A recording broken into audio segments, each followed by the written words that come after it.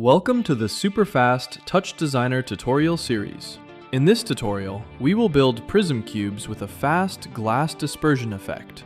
We are going to instance a box pop onto a grid pop using a copy pop and a random pop for rotation.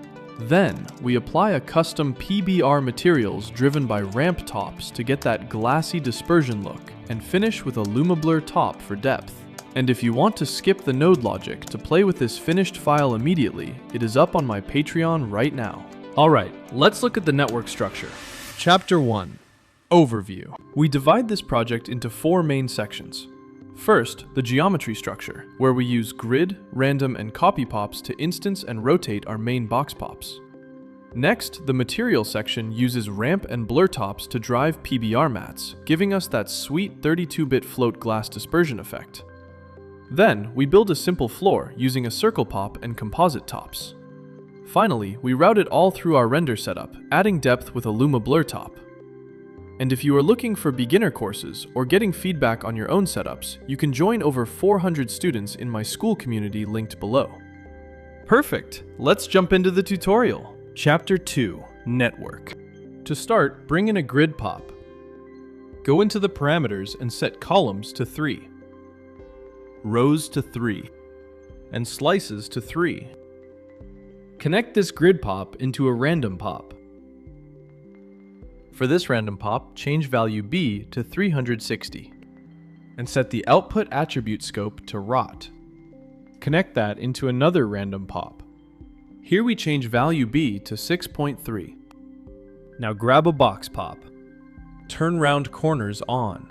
Set the corner radius to 0.075, the subdivision's depth to 4, and drop the uniform scale down to 0.48. Next, create a copy pop. Connect the box pop into the first input, and the random pop into the second input. Turn template rotate to on. Now wire this into a transform pop. Change the Y rotate parameter to abstime.seconds multiplied by 5.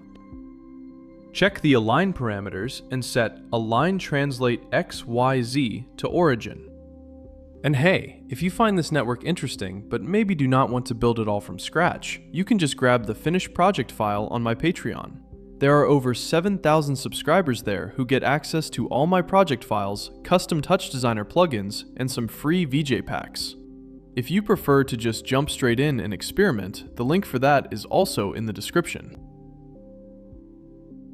Connect that transform pop straight into a texture map pop.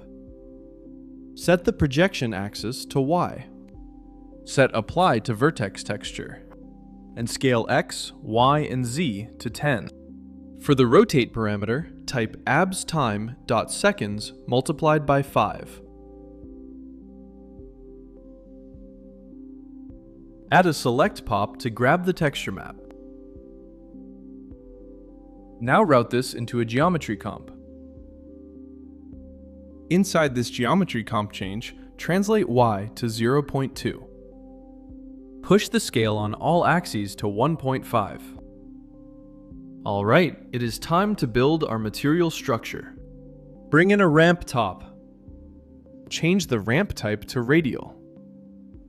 Set the phase to abstime.seconds multiplied by 0.1 and the period to 0.25. Under the common settings, set the resolution to 1000 and the pixel format to 32-bit float. For the colors, you can use this combination to simulate a glass dispersion effect. Pass this ramp top into a blur top. Set pre-shrink to 6 and the filter size to 19. Now lay down a PBR mat. Set metallic to 0.56 and roughness to 0.045. Go to the Maps tab and assign the blur top to both the base color map and the metallic map. Jump to the alpha settings and set alpha front to 0.5. Now in common settings, turn blending transparency on. Then set destination color to 1 - destination color. And finally enable discard pixels based on alpha. Now assign the material to the geocomp. Okay, let us build our second geometric structure. We need to duplicate this whole previous network, and we are going to change some values. Grab the second random pop and change the value B to 2. Now let's give it some variation, so set the seed to 2. Send this to a select pop, and now add it to a geometry comp. Let's use the last geo we already set up. By the way, if you are enjoying this and want to learn more step by step inside TouchDesigner, you are always welcome to join my school community. We have over 400 students learning together right now. It is a great place to find beginner courses, get feedback on your project files, and just network with other creators. If that sounds helpful to you, I will leave the link down in the description. Now we need another material for this geo. Create a new PBR mat. Go to the RGB settings and set the base color to this dark blue. Now change roughness to 0.5 and drop the light quality to 0. Apply this PBR material into the geo. Let's build a simple floor. Add a circle pop. Change connectivity to surface. Orientation to ZX. And push divisions to 80. Drop the Y translate to -1.5. And increase uniform scale to 6.6. Duplicate the last geo and replace the input with this circle. Now add a PBR material and assign it to the geo. For the floor texture, let's use a copy of the last ramp top. Set the type to horizontal, make another copy of this ramp, and change the type to vertical. Now plug both into a composite top. And now pass it through a blur top. Set pre-shrink to 6, and filter size to 15. Finally, grab the PBR material and assign the blur top into the base color map and the metallic map. Perfect, the geometry is done. Now for lighting and render, you can use this simple setup with 2 lights and an environment light that has this circular ramp top to enhance the light and the reflections.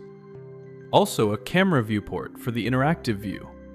As usual, sent to a vertical render top, linked to constant chop values for resolution, also set to 32-bit float. Now insert a level top, and set the black level to 0.025, and gamma up to 1.25. Connect this level top into the first input of a Luma blur top. We need a depth layer, so drop in a ramp top. Set the type to vertical. Set white in the middle or the color gradient.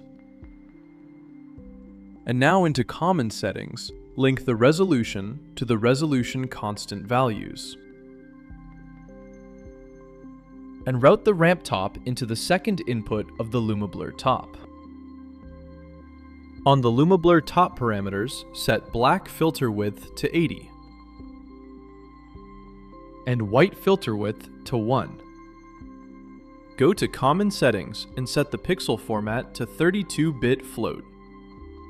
Perfect, an easy way to create glass dispersion effect without using too much GPU resources. I hope you've successfully completed this tutorial. If you enjoyed this video, don't forget to subscribe to the channel and smash the like button. If you have any questions, feel free to ask in the comments.